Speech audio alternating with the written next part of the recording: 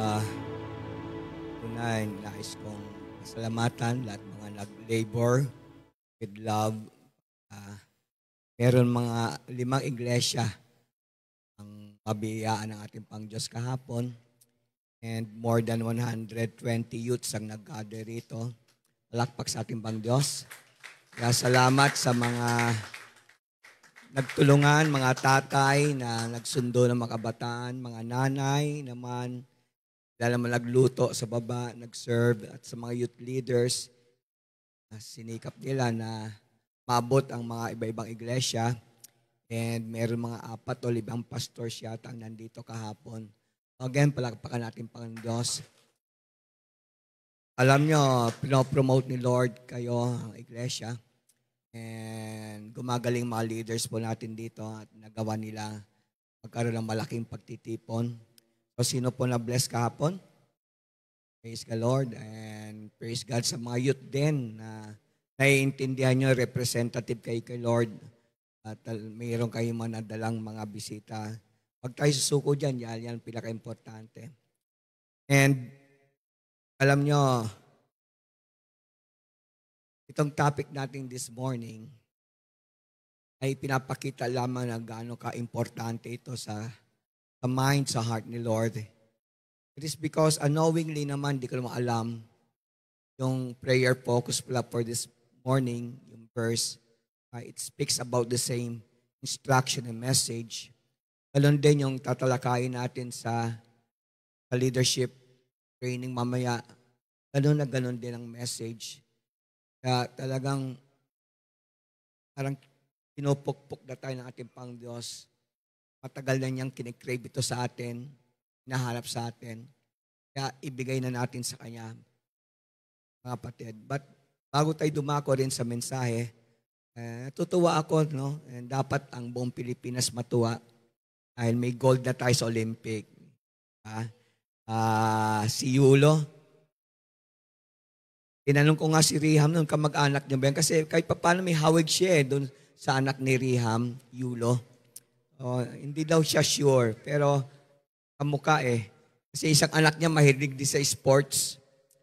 Marahil sa dugo nila yon. And most possibly, baka madagdagan pa ng 3 medals at maaaring sana gold pa para may 4 golds tayo. Let's pray na pakitaan tayo ng favor ni Lord ang bansang Pilipinas. Lalo sa mga moments ng ganito. Alam nyo, grabe ang anxiety bumabalo sa maraming katauhan. Para bagang ang tao ngayon ay nakaupo sa edge ng upuan and naghihintay ano ba mangyayari. Hindi biro nangyari sa Middle East. Ang United States nagpapadala ng maraming mga uh, military assets nila towards Middle East dahil alam ninyo, isa sa pinakamataas sa opisyalis ng Hamas sa political nila ay assassinate mismo sa Iran. Then yung pinakamataas din na commander ng Hezbollah, assassinate din doon sa Lebanon, na kung babasahin mo mga news, yung lugar na yon, yung Beirut, kumbaga refuge yun eh. Alam ng lahat ng mga government, walang gagalawin dyan. Kumbaga, unwritten na kasunduan yon. Walang pakikialam dyan, walang mangyayari patayan. Kumbaga, refuge zone yon. And kaya nagulat sila, biglang may sumabog doon at namatay yung kaya magulo ngayon, magulo. But, sabi ng Bible, pagka nakikita nyo na nangyayari mga bagay ng tingala sa taas. Kaya wala nang importanteng aksyon na dapat gawin ng mga totoong church ni Lord, mga totoong lingkod ni Lord, but to obey itong maririnig yung sermon. Dahil we are in the end of the last days.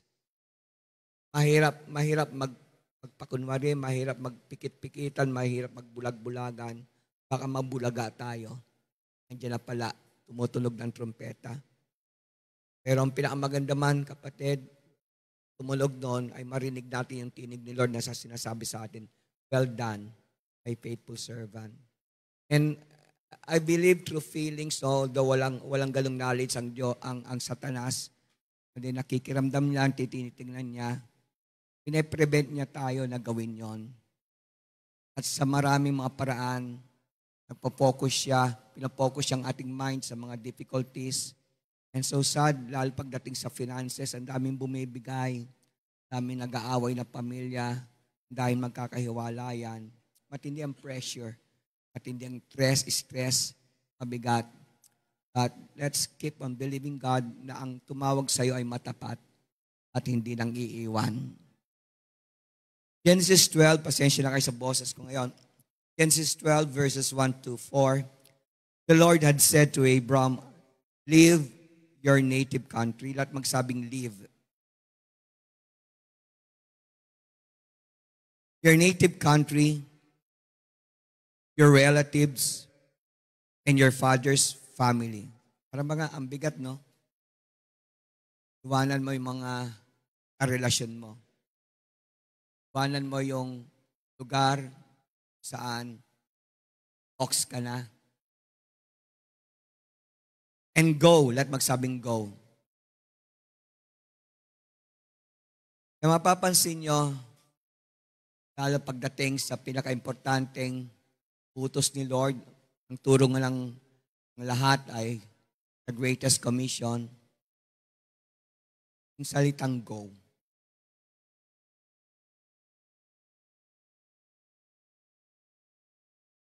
To the land that I will show you. Then, ang resulta, pagka susunod si Abram, ay kita natin, pagka sumunod siya sa utos sa go, I will make you into a great nation. And I pray that the Lord will speak to you at nawa maging sensitive kayo. Ito yung hindrance kaya naging unfruitful ang maraming mananampalataya. Kasi ang fruitfulness is a result of obeying God. Sa command niya, go.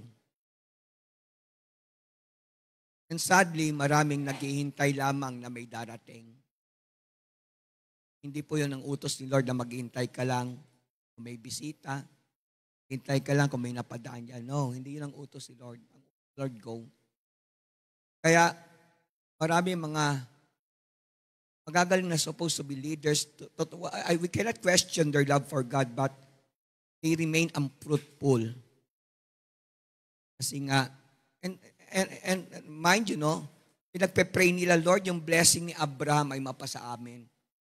Pero bago nakuha ni Abraham yung blessing na yon, umunod siya sa salitang go Gusto ko ma-realize niyo yun. Kaya hindi mo pwede mag-claim yung promise ni Abraham not until gawin mo yung ginawa niya. Pagsunod. Ang kabigatan nun ay may cause. Mamaya may explain sa inyo. In counting the cross, dapat alam mo anong pwedeng mawala. Kaya ang iba, hindi nila inalam, ano ba mawawala sa akin? Ano ba ang mararanasan ko pagkasunod ako? Kaya yung dumating yon, Lord, hindi ko kaya pala. Umibigay. So if you want to have the blessing na katulad ng blessing Abraham, gawin mo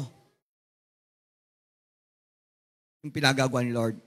I will make you into a great nation. I will bless you and make you famous. And you will be a blessing to others. But again, bago ka maging pagpapala sa kapwa, matindi ang separation pwedeng mangyari. At kay Abraham, ang sabi rito, leave your native country, leave your relatives, leave your family, father's family. Mabigat yun ang sabi. There is a cost to be paid kung gusto mo maging fruitful. I will bless those who will bless you and curse those who treat you with contempt. All the families on earth will be blessed through you. Verse 4. At ito yung pinaka-importante sa pagsunod sa Diyos. Kasi yung timing Kahit sumunod ka, kung inaabot ka lamang 20 taon bago sumunod, wala na yon.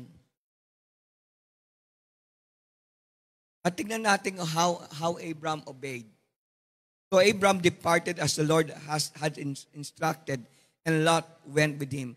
Abraham was 75 years old when he left Haran. Panginoon Diyos, dakila at banal ang Diyos na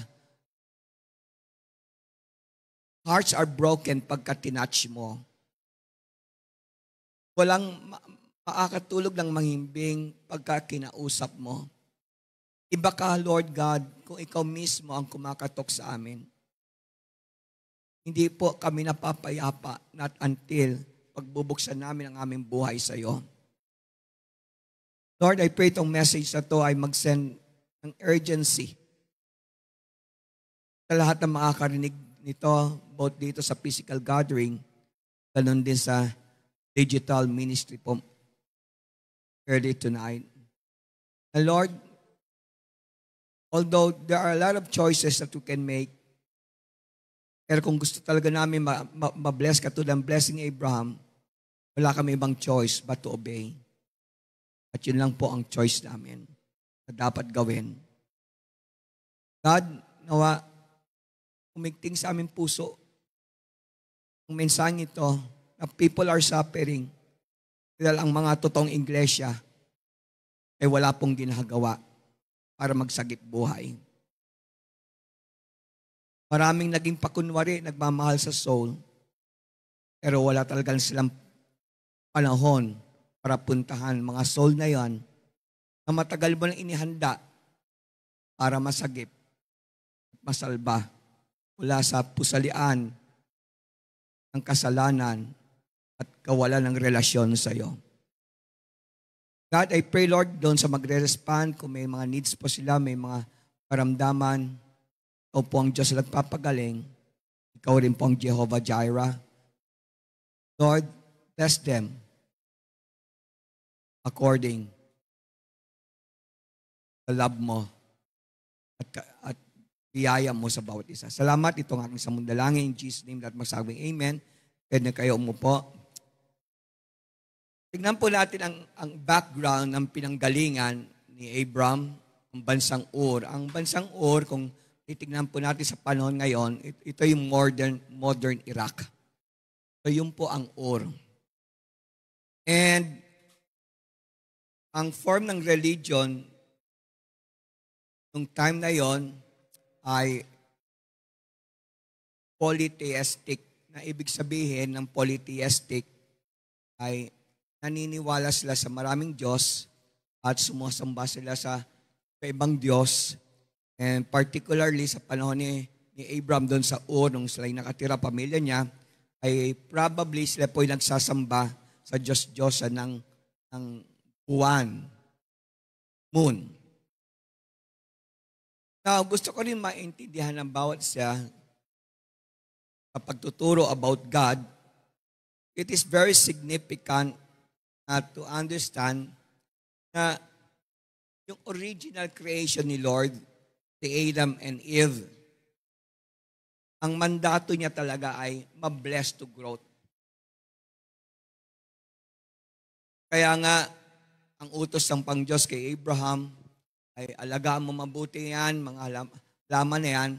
And ang mandato niya, di ba ang sabi niya, God bless Adam to become fruitful. Tama po ba?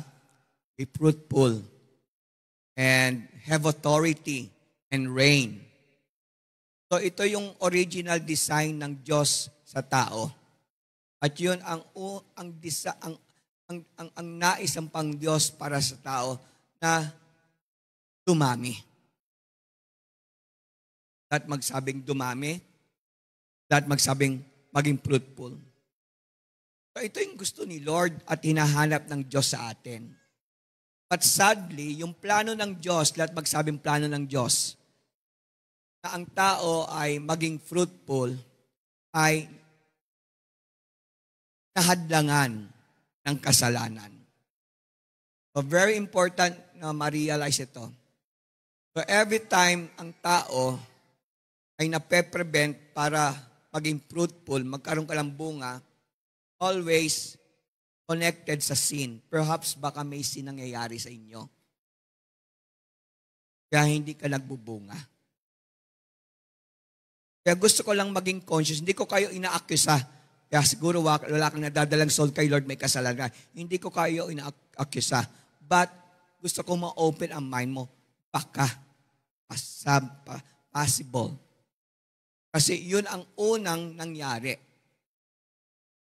Na para ma-prevent si Satan na ang tao maging fruitful, sinira niya ang relasyon ng tao sa Diyos.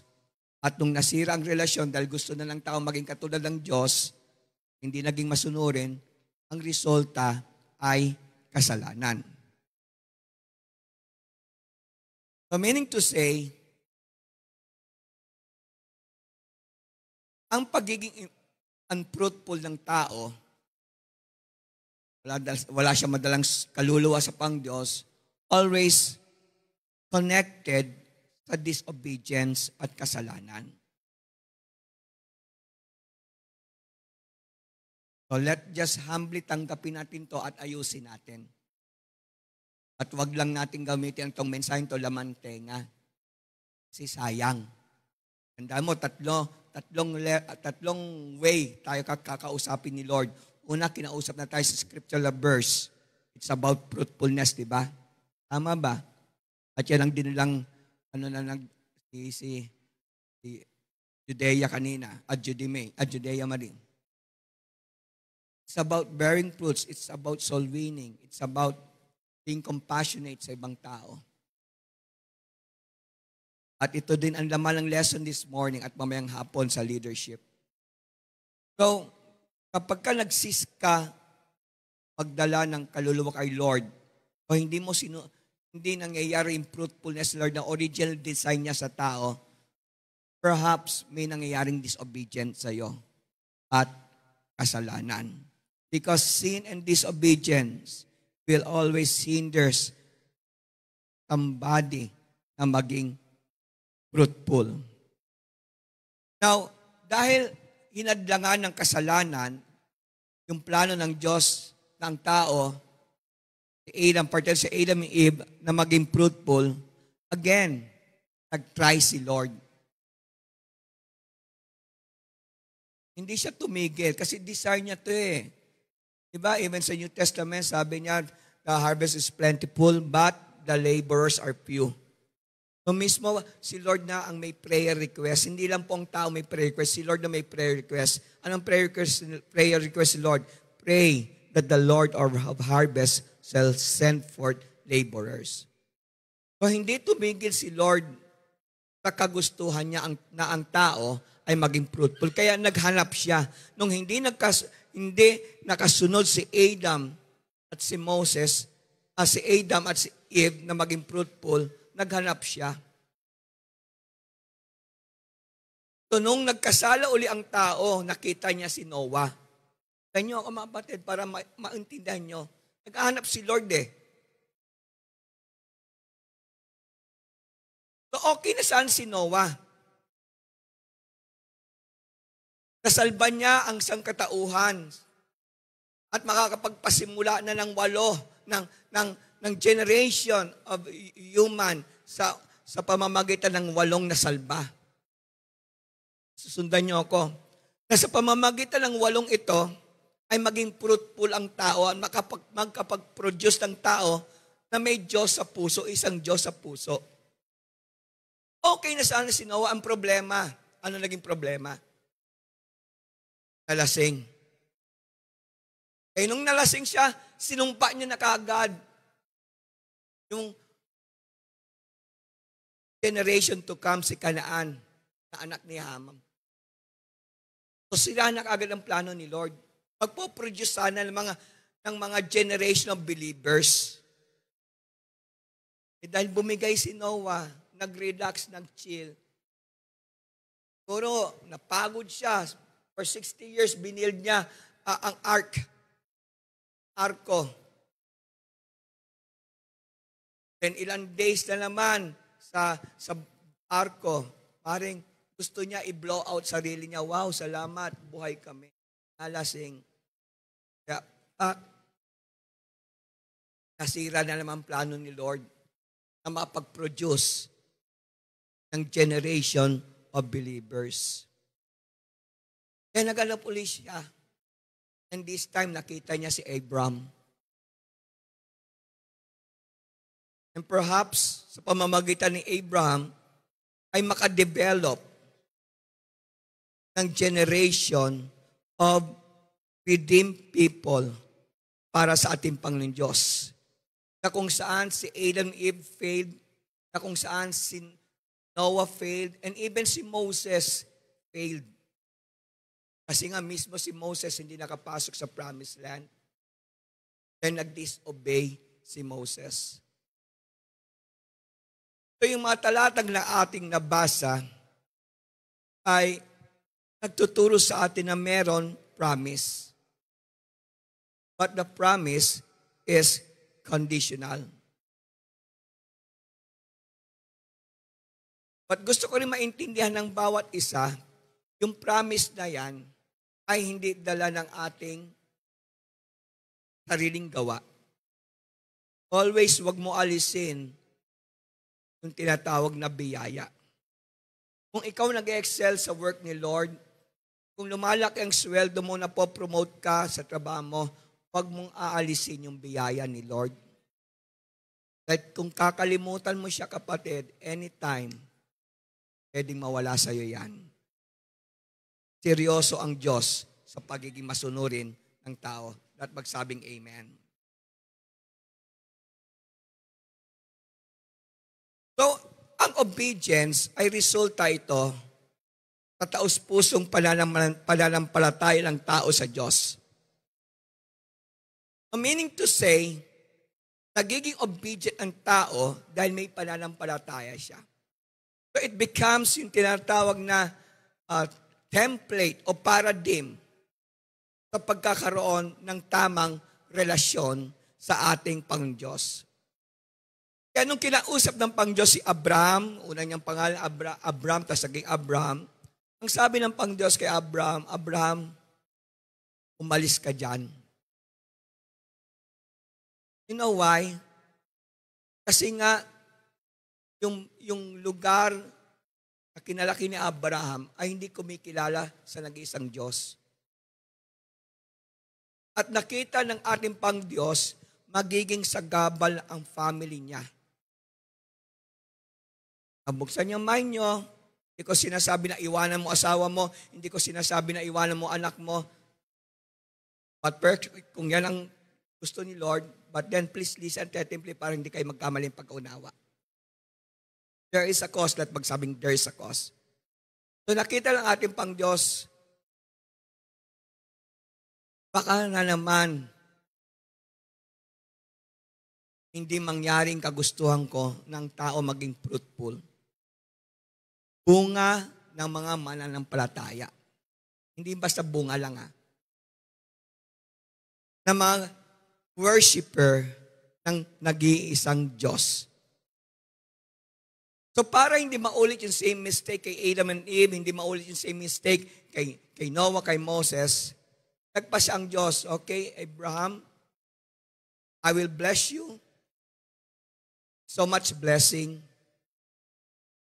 At ang seed mo ay maging kasing rami ng bituin at kasing rami ng buhangin.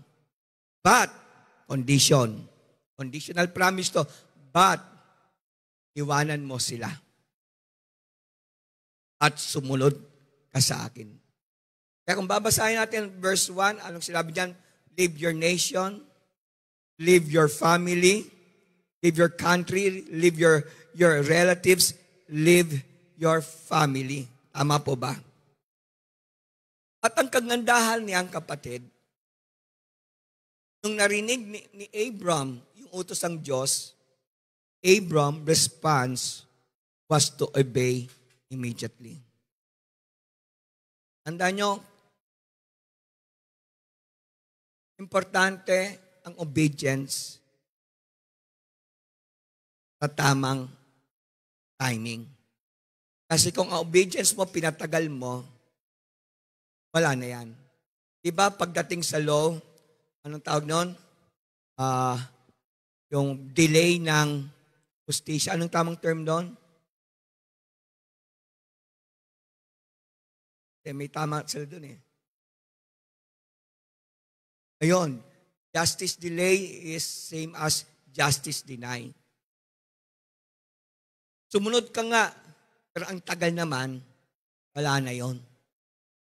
Kasi ang gusto ni Lord, pagka may command, sunod ka agad. Sabi mo katabi mo, pag inutusan tayo, sunod agad. Kaya si Abraham ay naging ama ng ating palampalataya at blines siya ng Pang-Diyos. It is because he obeyed immediately. So, ano ang dating dito sa atin? Abraham developed it in his character to obey right away. That magsabing right away. As when God told him to sacrifice his son Isaac. Kung meron mang pagmamalaki, ang Lord ay aking ipagmamalaki lamang. Kaya parati kong pinagpe-pray, Lord, ang blessing ni Abraham ay mapasa akin din. Kasi na-realize ko habang pinag-aaralan ko ito, merong anino ng kaparehas na pangyari sa akin eh. Nakatira kami sa isang bahay na talagang squatter area yon, nakikitira. Galing lang kami ng Saudi noon ako. And 1 year na yata o bakante. Talagang ang buhay namin, pabulusok ba tawag doon o paano? Matawag yung pabagsak. Pabulusok talaga siya tayo, no? Anong pababa? Talagang, pabulusok ba tawag doon? Okay, thank you, Claire. Palipat-lipat na kami noon. Nakitira kami sa kapatid ko, din nakitira kami sa biyanan ko, din nakitira kami sa bayaw ko, doon sa multinational sukat. Tabi ng napakaitim na ilog. At ang igiba namin noon, doon ako natutong magtingga kapingga. Di ako marunong noon eh. Kaya lumakas yung shoulder ko, ang lalang, halos parang iglesia yata yun, hanggang dito, yung iniigiba namin noon. Kaya hindi mo makikita ang anino ng pagiging Saudi boy eh. Squatter. Naging squatter din pamilya namin noon. Then nagsisimba kami sa PEC noon. At isang sulat lamang dumating sa akin. Hindi pa worship time noon. Nung nabasa ko yung sulat ng galing kay Joe Peles, dati namin kasama ni Kahulyo, sabi niya, sasakay uli ako kasi seaman siya. Ikaw nakahawak dyan sa amparo. Dahil na tumulo na luha ko. Hindi ko pinatagal yan. Sabi sinabihan kong asawa ko sa katabi ko, patay ron. And yung following day, I think 2 days after yung pangyari yan, lipat agad kami. Hindi namin alam kung anong mangyayari sa amin doon. E nakita nila Pay noon kung anong tirahan namin noon. Butas-butas ang bubong, butas-butas ang sahig. Napakalit ang kwarto. Mahalaga kay Lord, obedience. But never delay ang obedience. Pagka sinabi niya, go. Kasi nakadikit doon ang pangako. Yung iba sa atin, hindi rin natin natanggap ang pangako niya dahil pinatagal mo. Sumunod ka pero pinatagal mo. Parang, hindi ko sinasabi ito talaga, no? Pero parang madi-disqualify ka niyan. So don't disqualify yourself sa promise, Lord, by prolonging your obedience. Can you say amen? So Abraham developed it in his character to obey right away. That magsabing right away. As when God told him to sacrifice his son Isaac. So naging kultura na ni Abraham. Pag kami utos, sunod ka agad. Kaya ewan ko sino nagturo kahapon. Pastora Canalita ba yun o si ano? Ang isang bagay para maging ugali mo, pinapractice. So, ibig sabihin, kung gusto mo maging magaling sa math, practice mo math. Pagka gusto mo gumaling sa music, practice mo music. Kasi you cannot be that person na hindi mo practice. So, ibig sabihin, kung gusto mo parating totoo lumalabas sa bibig mo, practice telling the truth. Amen po ba? Kung gusto mo maging masipag ka, practice pagiging masipag. Hindi pa minsan-minsan, hindi ka maging masipag niyan. Kung gusto mo ikaw yung tao magkakaroon kang kusa, sanayin mo sarili mo na may ginagawa ka na hindi ka inuutusan. So, ibig sabihin, yung taong na gusto mo maging bukas, pinapractice ngayon yan. Hindi agad-agad mangyayari. Hanggang sa maging lifestyle mo yan. Amen sa pag-aaral. Kung gusto mo maging grades mo, practice ang pag-aaral. Hanggang sa maging ugali mo yan. Tama ba ba? Si Tripina, hindi naman dati magaling mag-English yan eh. Pero nagugulat ako, madalas kausap niyang Amerikano. Kaya minsan nagulat na lang kami, papasok ka pa lang kami sa isang malaking gawain dyan. Nakita ko lang sa stage na naglalayin sa Amerikano. Bata pa siya niyan, I think mga 5 years old. So, ang malakas loob siya na may kausap siya marunong mag-English. And nung nagtrabaho siya, and malaking tulong yung live class na yon, yung online, dahil may mga foreigner na doon siya nahasa mag-English. So si Abraham, hindi naman agad-agad siya naging man of faith. Pinactice niya obedience. But yung obedience, hindi yung pinatatagal. Sabihin mo, katabi mo, haba-haba ng prosesyon, simbahan din ang tuloy mo. So bakit mo pa patatagalin? Pahihirapan mo lang sarili mo. Can we say amen? His immediate obedience will result in God making His name famous. From Him will come out a great nation, and He shall be a blessing to others. So umalis si Abraham sa kanyang kaanak, sa kanyang pamilya, sa kanyang bayan. Dahil, why? Ayaw nila tanggapin yung mensahe na meron lamang isang Diyos. Kaya pinutol niya agad. Mas ginusto niyang sundin ang pang-Diyos kaysa manatili sa pamilya niya na hindi kumikilala sa isang Diyos na buhay. Mabigat na decision yan. It was a difficult decision. Try to put yourself sa paa. Tawag doon empathy. Try nyo. Hindi po biro yung decision na yun. Siguro hindi pinatulog, hindi nakatulog magdamag si Abraham. Susunod ba ako sa Diyos na tinig ko lang naririnig? Tinig niya lang naririnig ko? At ito mga kaanak ko, nahahawakan ko physically, nakakausap ko physically, then suddenly iiwanan ko sila. But paramount kay Abraham, yung paging obedient niya, agad-agad, not magsabing agad-agad. Kaya naging resulta, kapatid, nabasa natin kanina, God will bless them that bless Him and curse them that curse Him, and through His families will be blessed. So what was so inspiring about Abraham, about him? He obeyed God not knowing where God would lead him. Tawag doon faith. Obey ka ngayon, pero hindi mo alam kung ano mangyari bukas. Halaga kay Lord doon. Lord, pagka nag-obey ba ako ngayon, ibig bang sabihin, maganda na buhay ko bukas? Ibig bang sabihin, reconcile na kagad parents ko? Ibig bang sabihin, born again na kagad pamilya ko? Hindi ganon. Ang pwede lang magbigay ng kondisyon sa atin si Lord, pat ikaw huwag ka magbibigay ng kondisyon. Ang trabaho lang natin ay sumunod. And ganun nangyari sa akin. Hindi ko alam kung ano mga sa family ko. Mga pagtatapos ba sila sa pag-aaral nila. Kasi wala na eh. Ubus ang ipon ko, galing Saudi, nakikitira na lang kami. And biglang, may letter. Punta ka lang Amparo. Pasakay na ako ng barko eh. I believe, calling ni Lord, sino ako para hindi sumunod? And I believe, ganun din nararamdaman ni Abraham. Sa Hebrews 11:8, it was by faith that Abraham obeyed when God called him to leave home and go to another land that God would give him as his inheritance. He went without knowing where he was going. So yung action ni Abraham ay speaks about his deep trust and faith sa ating Panginoon. Nakita niyo kapatid, kahit anong pang sabihin mo, ang magsasabi kung anong tunay mong pagkakatao ay ang iyong bunga. Kahit sabihin mo may faith ka kay Lord, kahit sabihin mo nagtitiwala kay Lord, magkakaalaman yan sa action mo. Tama po ba? You shall know them by their fruits. Yan ang magkakaalaman yung totoo mong katauhan sa ginagawa mo.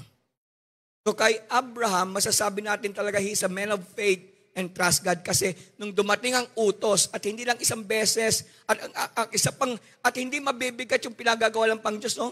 Una, sabi ng Panginoon sa kanya, umalis ka dyan, iwala mo ang pamilya mo, then sumunod, patayin mo ang anak mo. Ang bibigat noon. Tama po ba? Alam niyo bang storya noon? And no wonder, grabe ang blessing dumating kay Abraham. And no wonder, marami sa loob ng mga pananambahan, pinagpapala ni Lord. Not only financially, pero meron silang mga cell group na hinahawakan, meron silang mga churches na hinahawakan. It is because bunga yon ng totoo nilang pananampalataya. Can you say amen? His obedience led to the multiplication of his kind. Napakahalaga, hindi lang yung pagiging obedience, but immediate obedience. And concerning Matthew 28:19-20, kasi ito talaga ang pinaka-cream ng message na to. Care for the soul. Anong sabi ng Matthew 28:19? Go and make disciples, every one of you. Tama po ba? And lo, yung pangako, sa verse 20, and lo, I will be with you always till the end of days. So our obedience must not be delayed. No time to think it over and weigh its effect in our daily life. Lord, paano to? Kung magsasolwin ako, kung magkakat ako bahay-bahay, baka maapektuhan yung trabaho ko, baka maapektuhan yung target namin, baka maapektuhan yung goals ko. Abraham, di niya nainisip yun eh. Ako, hindi ko na inisip noon. Sa isang sulat, balis ako doon sa kamag-anak ni Angelita. At pumunta sa isang lugar, anong malay namin dyan. Effect in our daily life before deciding to obey. Delaying obedience will show a lack of faith and trust in God. Wake up, mga totoong mananampalataya rito. Ang Matthew 28:19-20, hindi po display yan. Tinawag yan the greatest command, the greatest commission. At alam nyo, when you delay yung obedience dyan, na ikaw maging soul winner, na ikaw magmalasakit sa kapitbahay mo, magmalasakit ka sa classmate mo, magmalasakit ka sa office mate mo, magmalasakit ka sa pamilya mo. Pagka dinelay mo yan, mabigat ang consequences. Resulta. More and more families are destroyed daily because few are obeying God's command to spread His message. Kawawa sila kapatid pagka ang church ay maging insensitive. Pagka ikaw ay insensitive at ikaw ay focus mo lang trabaho mo, pag-aaral mo, at hindi yung mga tao na nasa paligid mo. Sa Luke 10 verse 2, these were his instruction to them. The harvest is great, but the workers are few. So pray. So ito yung prayer request ni Lord.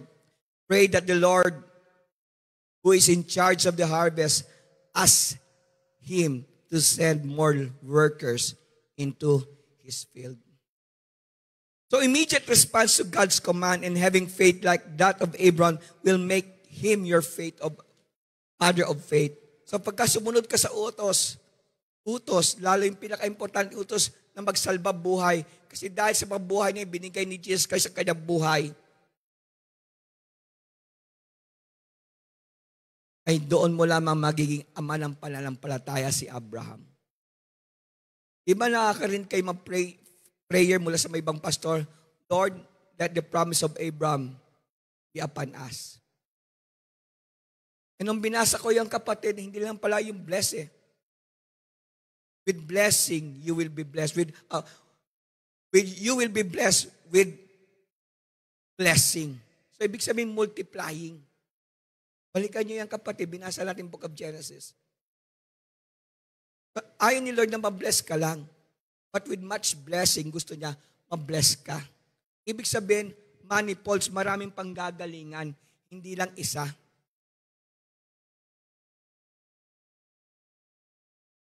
And Abraham will make him your father of faith, thus giving you the right to receive God's promise like that of what Abraham received. So, obedience. But not just obedience, immediate obedience. Sa Romans 4:16, so the promise is received by faith. Natatanggap na sa faith.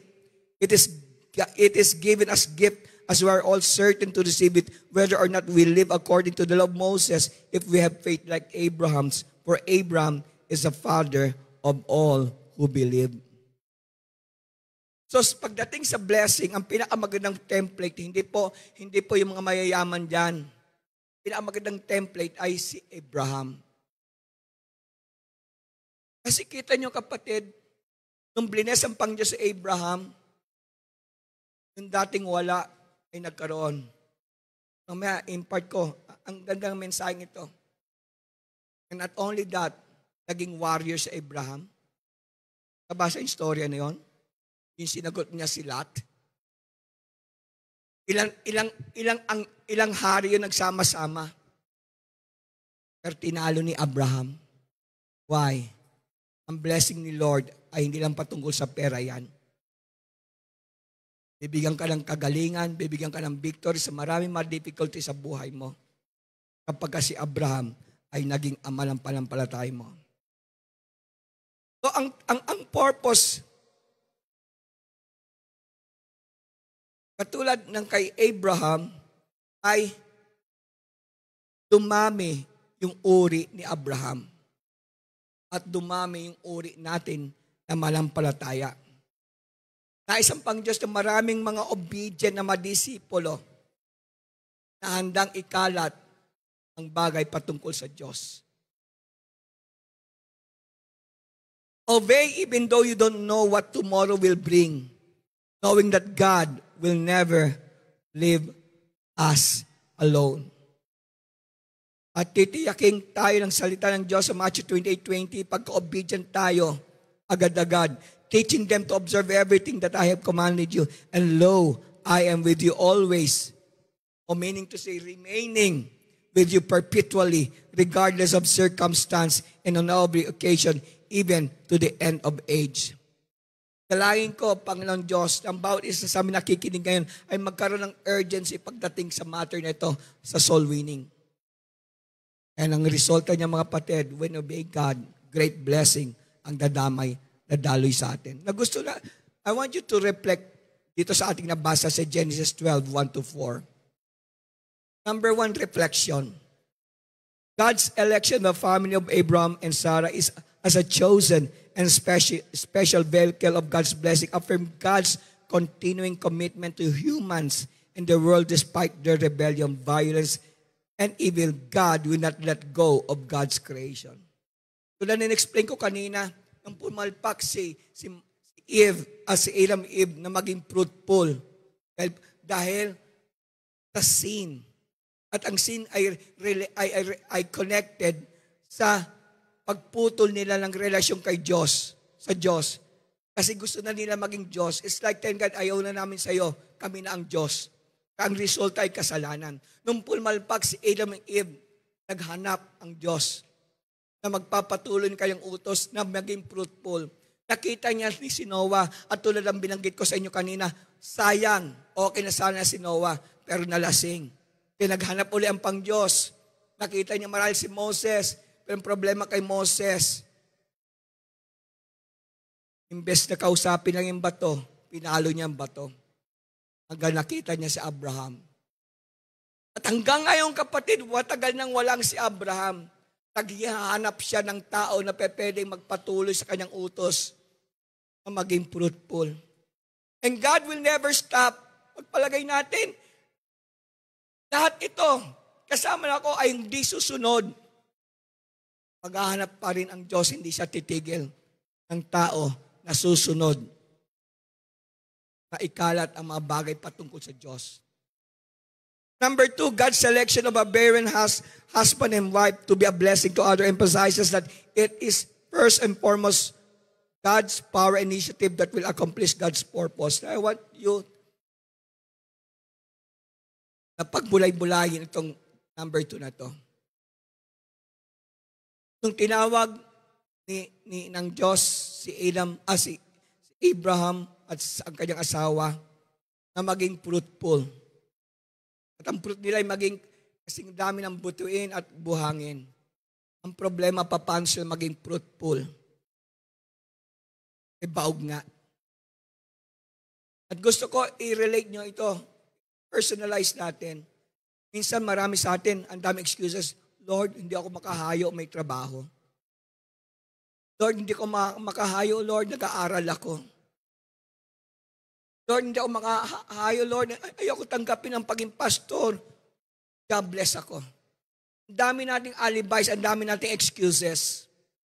Pero ang mensahe ito nagsasabi sa iyo, stop making those excuses. Ano mang kawalan mo, kaya ibigay ng Pang-Diyos yan. Ano mang pagkukulang mo, kaya i-provide ni Lord yan.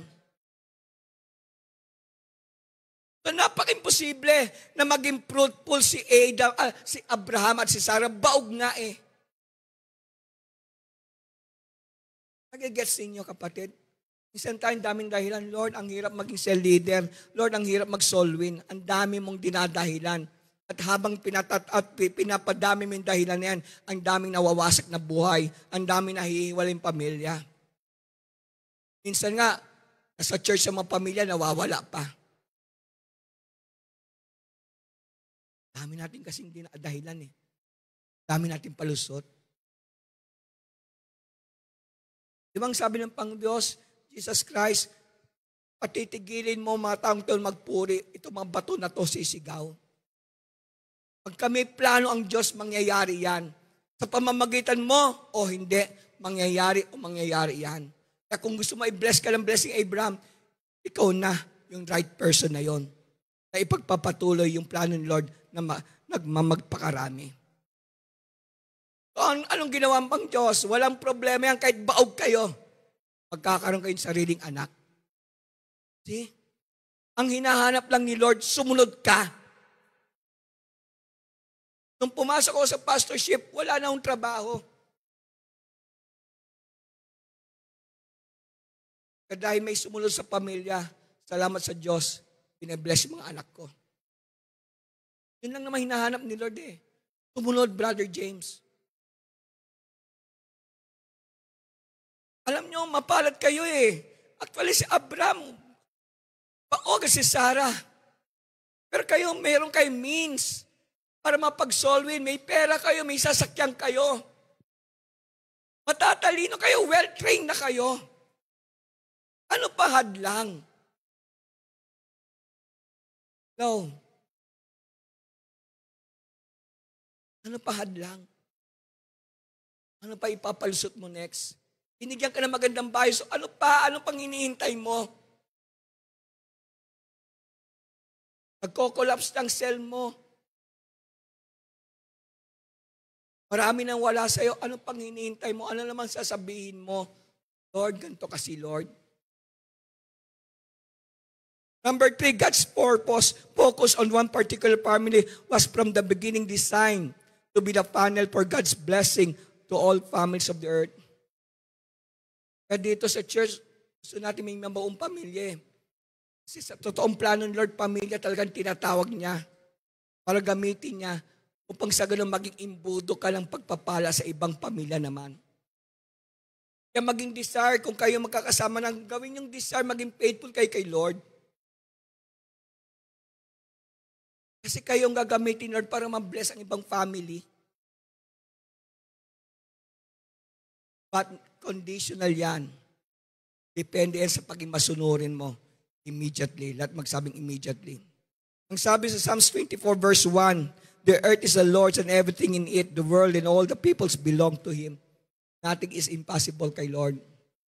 Pagka-time na ibe-bless ka, darating at darating yan. Can you say amen? Number 4, it teaches about Abraham and Sarah's journey that leaves behind an old life and looks forward to a future not yet seen. Sabay-sabay natin basahin to. The season of go help us to let go of old commitments and burdens and set us free to journey into new territories, new promise, new hopes, and new lives. Kaya nagkaroon kami masinsinong pag-usap ni Jomel at ni Faye. Yung nag-collapse ang phase 12, sabi ko, Jomel, Faye, I'm not ready to give up phase 12.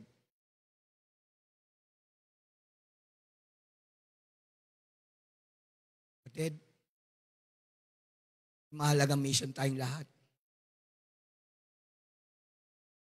Ang Diyos hindi tumitigil. Kita nyo, from Adam and Eve, hindi siya tumigil. Patuloy siya naghahanap ng tao na gusto niyang gamitin para pamilya-pamilya ang maliligtas. And you know what?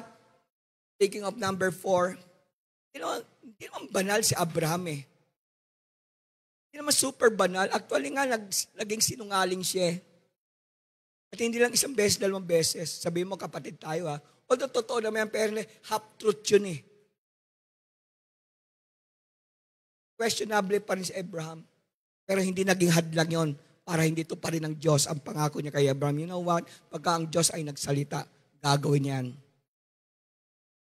Kahit hindi mo gagawin yung part mo. It was God's grace that called Abraham and God's power that allowed Abraham to respond. It is God's grace that empowers us to go and follow God. Ako, may naman personality ko eh. Nagtatapang-tapangan lang ako. Tayong problema sa character ko. Bakit umabot tayo sa ganito? After so many difficulties, maraming paninira, maraming atakang kaaway. Dahil nga sa biyaya ni Lord, nakakatayo pastor nyo. Ganon din kayo. Sa biyaya ni Lord, magtatagumpay kayo. Hinahanap lang ni Lord yung paging masunurin mo. Huwag ka matakot magutom. Huwag ka matakot na pasisiraan ka. Mas nakakatakot pagka hindi ka sumunod agad-agad. Huwag mo dahilan anak mo, huwag mo dahilan trabaho mo na hindi mo magawa ang pinagagawa sa iyo ni Lord na mag-soul win at to make disciples. At nais ang, although marami siyang kapalpakan si Abraham, ninais nilang Panginoon na si Abraham ay maging katulad ni Enoch at ni Noah. Ang sabi ng Genesis 17 verse 1, when Abraham was 90 years old, the Lord appeared to him and said, I am God Almighty, walk habitually before me with integrity, knowing that you are always in my presence and be blameless and complete in obedience to me. So after 20 years, 20 years, nang sumunod na si Abraham sa ating Panginoon na to go, ang payo ng Panginoon kay Abraham, para hindi ka na mawalay sa akin. At para maganap na yung pangako ko sa iyo, ang covenant natin sa ang sabi niya, walk habitually before me. With, integrity. Yun lang naman, magpaka-straight tayo. It doesn't matter kung marami tayong kapalpak in the past. But this time, nung nakilala mo pang Diyos, magpaka-straight ka na. Huwag na pabago-bago isip. Huwag na atras abante. Can you say amen? Ang tawag ng pang Diyos sa atin is to trust Him. Na meron akong gustong bigyan ng mga tatlong katanungan na gusto kong bulay-bulayin ninyo. Number 1, in what ways are we strongly tempted to stay comfortably where we are in what is less than His land of promise for us? Yan pa bang mas mahalaga kaysa yung utos ng Diyos? Number 2, are we willing to receive God's gift of forgiveness knowing that it can profoundly change us?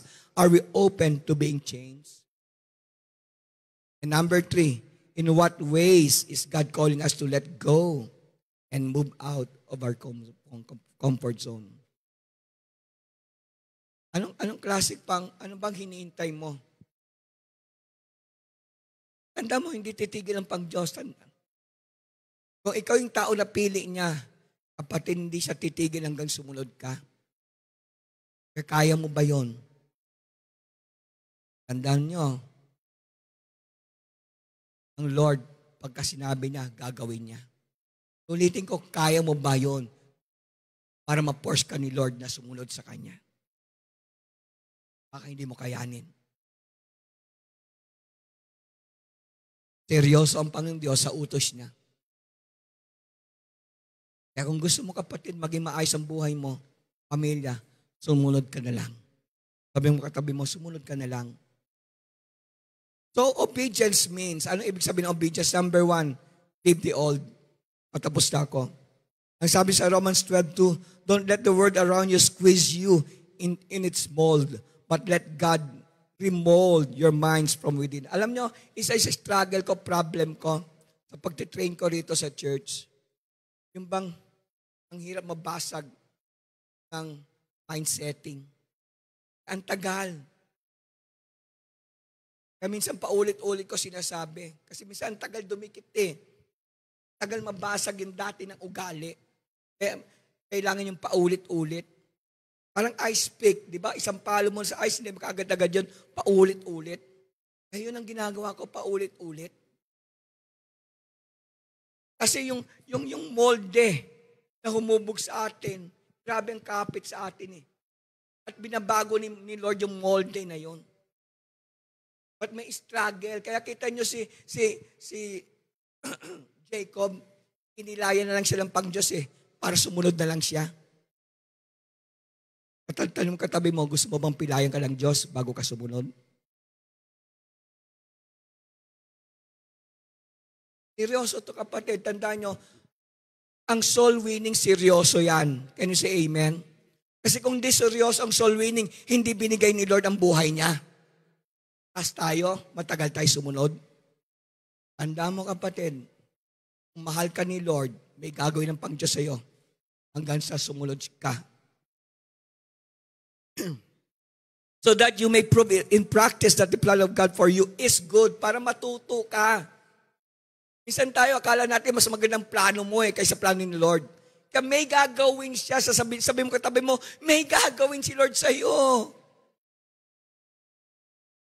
Hanggang sa ma-realize mo, ang plano niya ay mas maganda kaysa sa plano mo. Tama po ba? At doon ka lang magmamature. So, ibig sabihin, hanggang hindi nasusunod yung plano ni Lord, immature ka. Kaya ba natin tanggapin yon? Immature ka kaya ganun kaya fruitless ka Number 2, follow God. Lahat magsabing, follow God. Romans 13:14, let the Lord Jesus Christ be as near to you as the clothes you wear. Yun palang ibig sabihin. Na close tayo kay Lord. Para bang damit na kasuot sa'yo. Then you won't try to satisfy your selfish desires. Hindi ko alam kung nabasa niyo yung take away ko ngayon. Alam niyo, maso-surprise ang marami sa inyo. Isang buwan, pwedeng mawala ang tilaok. Yan, warning na yan. Claire, sana nakikinig ka. Kaya mag-isip ka na. Kung anong gagawin mo sa isang buwan na yun na wala tayong tilaok. Explain ko, mamaya yan. Sa meeting natin. So follow God. Number 3, God will bless your life. Lahat magsabing, bless me, Lord. Kapag obedient tayo, ha? Galatians 5:22, but the Holy Spirit produces a kind of fruit in our lives. Love, joy, peace, patience, kindness, goodness, faithfulness. 23, gentleness and self-control. There is the law against this thing. Number 4, you have to obey. At ito, kapatid, gusto ko maintindihan. Sabay-sabay natin basahin. Luke 14:26 hanggang 35. Sabay-sabay tayo magbasa.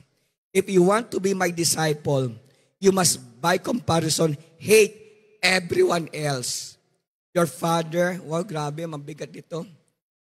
Your father and mother, wife and children, brothers and sisters, yes, even your life. Otherwise, you cannot be my disciple. Now listen to this.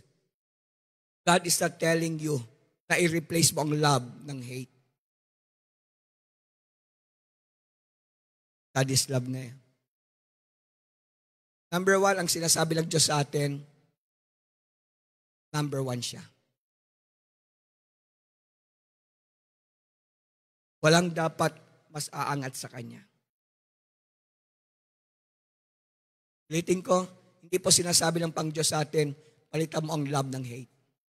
Ang sinasabi sa atin dito, number 1 ng Lord. Number 2, na gusto ko maisip ninyo, count the cost. Di ba kanina yung sinasabi ko sa inyo, marami na bulaga nang dumating mga ganong problema. Lord, ito pala ang mangyayari.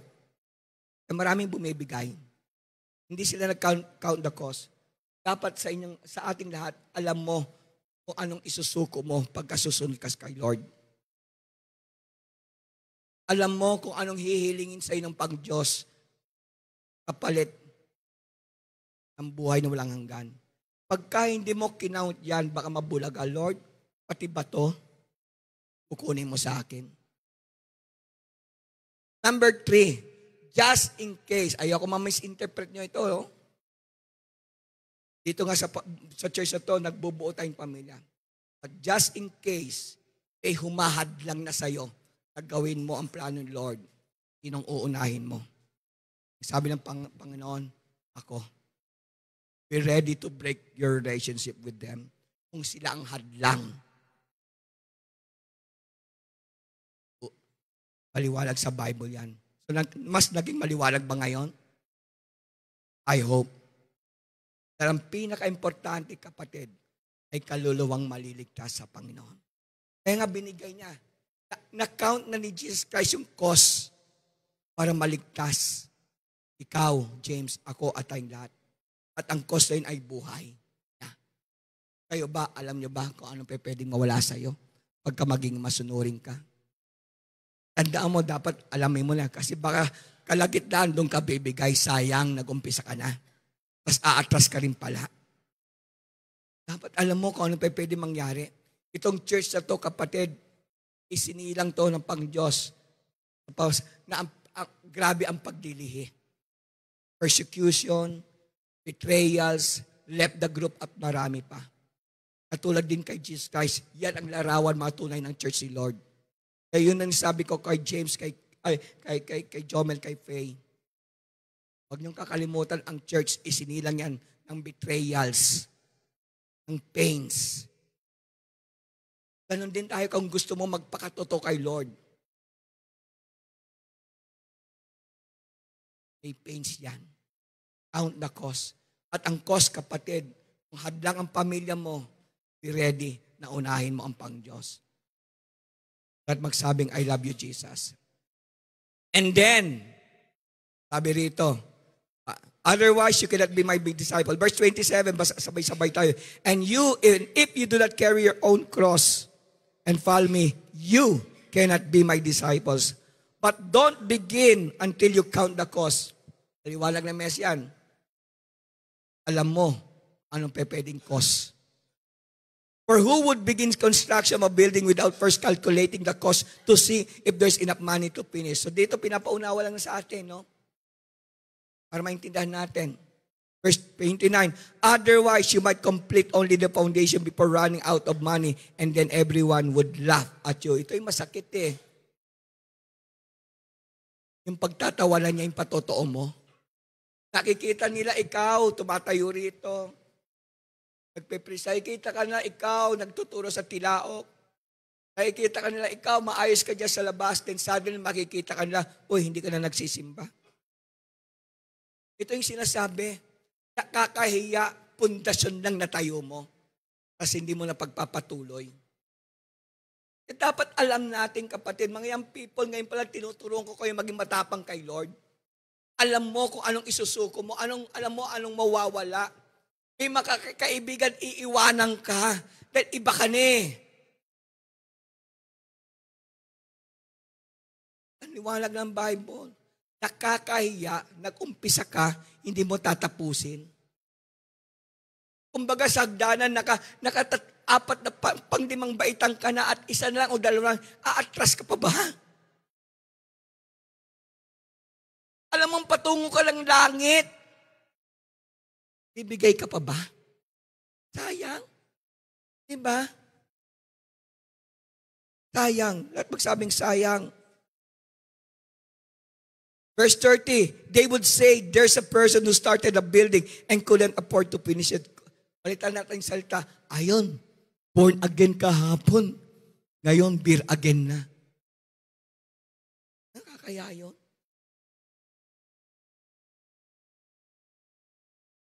Sadly, marami yan, hindi lang dito sa TSS5, maraming simbahan. Kala banal, kala Kristiyano. Yung pala, parehas lang pala. Sayang.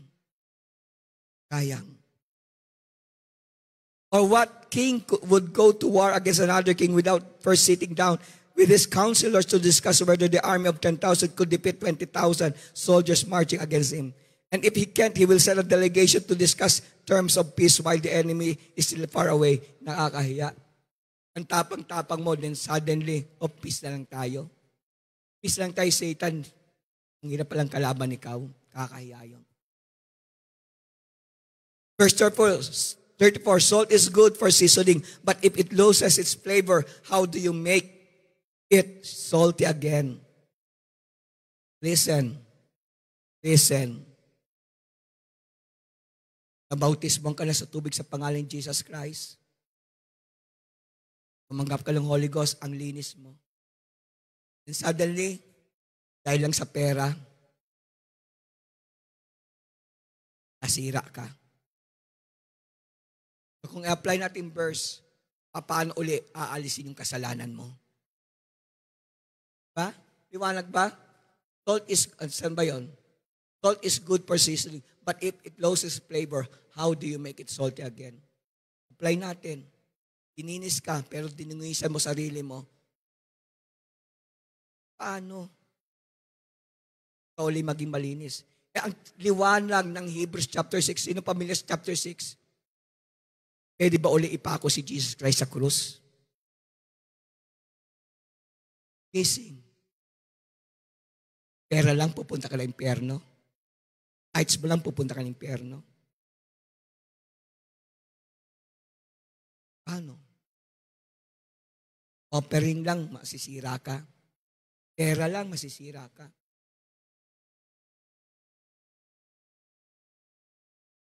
Faith is trust. Plus obedience, put in simple terms. The Bible challenges us that it isn't enough just to say, I have faith. But that real faith demonstrates this reality by doing something. Yan ang faith that is buhay. Faith without works is, faith marks the beginning, the foundation, and the idea of the relationship with God. But there is more to life of the believer than simply beginning by faith. At ano yon? We live by faith. We walk by faith. That is if we are obedient to God. So ano ang sabi ng Abraham, ng pag-Diyos kay Abraham? Leave your country, relatives, father's house. So ano ang cause? Jesus said to his followers, need to lay down their lives, take up their cross and follow that. That is what He did for us. Jesus Christ ang laging example. At kung talagang followers ka ni Lord, ready ka rin, pasanin mo ang krus. So God moved Abram away from the familiar, away from the easy, away from those things that would hinder him from knowing and following God. At hindi titigil ang Pang-Diyos to prod you, to push you, hanggang ikaw ay hindi maging soul winner. at disciple maker. So if you want to have the same blessing Abraham received, then go, let magsabing go, and do it the way Abraham has obeyed God. At ano yon? Let magsabing, agad-agad. Tumayo tag lahat at basahin natin to. Pwede ng mga singers. No, dear friends, dear brothers and sisters, I have not achieved it, but I focus on this one thing, forgetting the past and looking forward to what lies ahead. I press on to reach the end of the race and receive the heavenly prize for which God, through Christ Jesus, is calling us. Kapatid, souls are dying. Family are destroyed. Dahil yung church na inutusan ni Lord to go ay hindi nag-go-go. Dahil ang daming dahilan, daming alibis. Ang dami ng campus rep na inantenan nyo. Ang dami ng training. Kasal ng prutas. Kasal ng bunga. Ilang pang classmates ang makikita nyo mabubuntis lang dyan, magiging addicts, mawawalay sa parents dahil ikaw, wala kang pakialam. Ilang pang pamilya ang mawawasak dahil ikaw wala kang panahon. Dahil interesado ka lang aral, basa ka lang basang Bible, pero hindi mo lang ina-apply.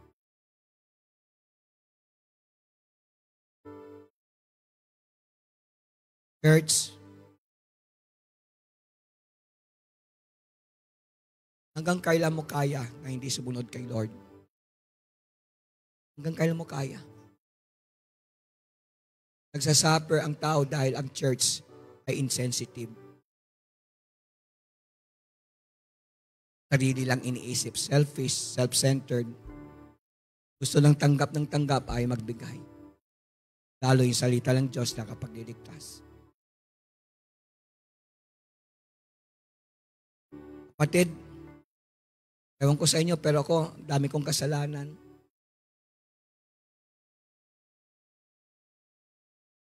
Ang hirap sayangin yung forgiveness ni Lord. Ang hirap sayangin yung biyaya ni Lord sa akin sa walang kakwenta-kwentang bagay.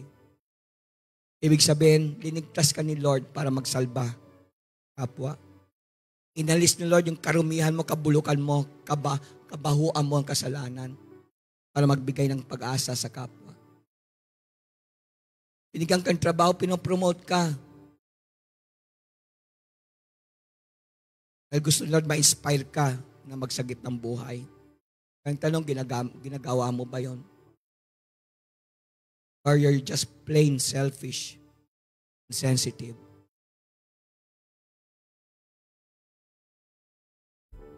I hope to message na to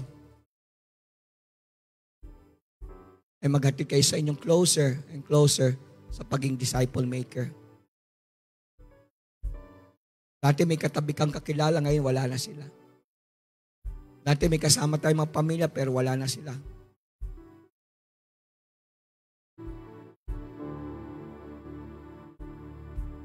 Dahil you were not there, nasa kanila. You're not willing to fight Satan for them. Dahil ikaw, focus lang sa problema mo, sarili. Liting ko, kung mag-obey ka, huwag mo patatagalin. Obey agad. Importante kay Lord yan. May this song, not only the message, may this song touch every one of us. Tama na, kapatid. Puro salita, walang gawa. Puros nais, walang aksyon. Puros awa, kunwari, pero walang pagkilos. God is commanding you again.